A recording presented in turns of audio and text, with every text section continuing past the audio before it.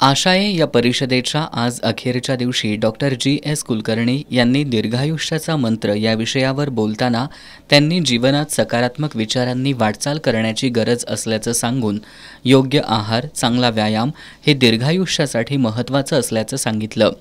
Cyber forensic तज्ज्ञ संदीप गादिया यांनी cyber crime या विषयावर बोलताना मोबाईलवरून अलीकडं फसवणुकीचे प्रकार खूपच वाढत चालले असल्याचं सांगितलं.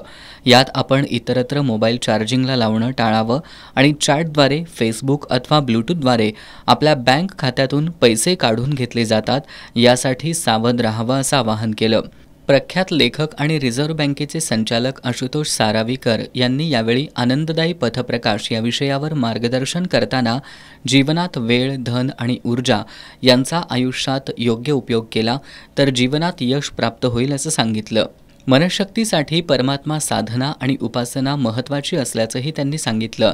अंधारात उजेड देतो तोच प्रकाश असतो असं सांगून रोटरी करत असलेलं काम जीवनात गरजूंना बळकटी देणारं आहे असं त्यांनी सांगितलं.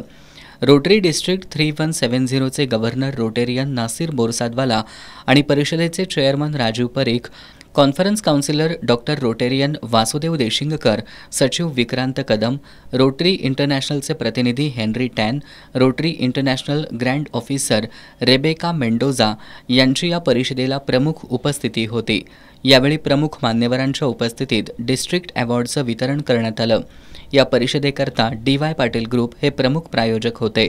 ही 3 दिवसीय परिषद यशस्वी करण्यासाठी कॉन्फरन्स सचिव प्रसन्न देशिंगकर, खजाननीस B.S. शिपुगडे, रोटेरियन राहुल कुलकर्णी, ऋषिकेश खोत, दिव्यराज वसा, सचिन मालू, दिलीप शेवाळे, श्रीकांत मोरे, गौरव Shah, Balasaheb कडोलकर, Mansingh Panaskar, Sharad Patil, Sharad Pai, Chandan Mirajkar, Arvind Krishnan, Sujata Lohia, Siddharth Patankar, Vinod Kamboj, doctor Suhas Kulkarni, doctor Digvijay Patil, Rajshekhar Sambargi, Sachin Zanwar, P.M. Kalekar, Siddharth Dahale, Pradeep Pasmal, प्राचार्य डॉक्टर महादेव नरके आणि राजीव परीख यांनी अथक परिश्रम घेतले.